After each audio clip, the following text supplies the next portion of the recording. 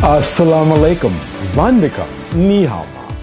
It's great to be with you guys again because today we're going to talk about friendship fishing. Now, the last time we talked about using fish to catch fish, and that's what we call a group method, where you invite people to come and fellowship or join your activities and have fun.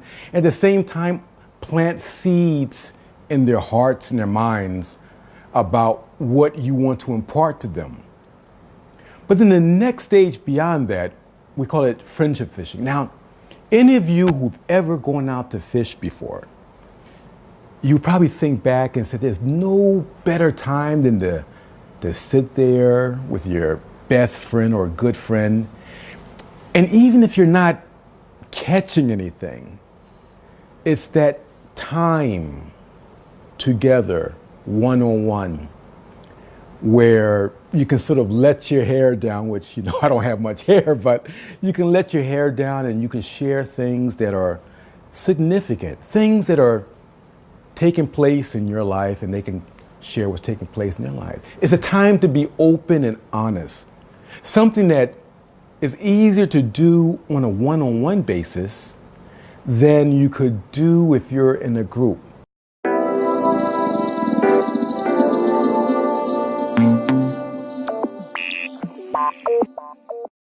Because in a group, sometimes we have to keep a certain facade up, a mask.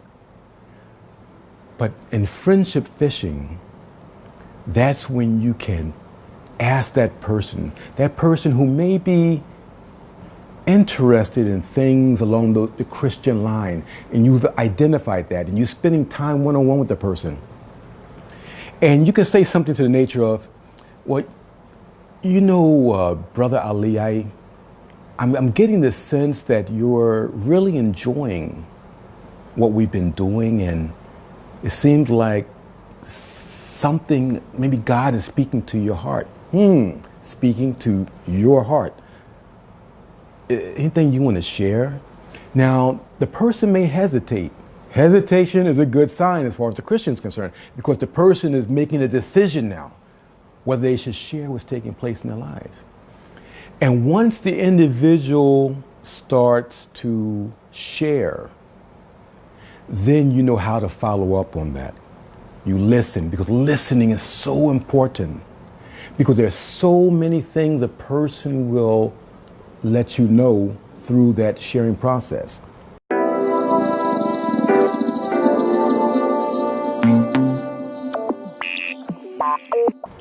And you may say something, well, look, I understand, this society, that you cannot just come out and profess your faith.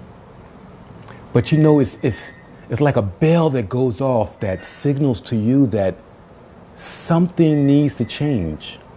It's like an alarm. And you realize that.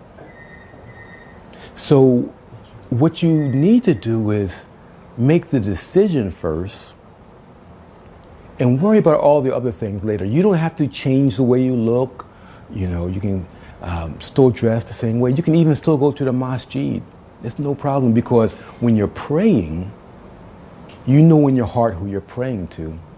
If that's something you think you could do, and look, it's not important to let anybody know right now, but you'll know, and God will know. And this would be something that we can do, and I can help you along the process. Now, during this whole friendship fishing episode, you're learning a lot about the person. They're learning they can trust you, and you are hooking them in to your belief system.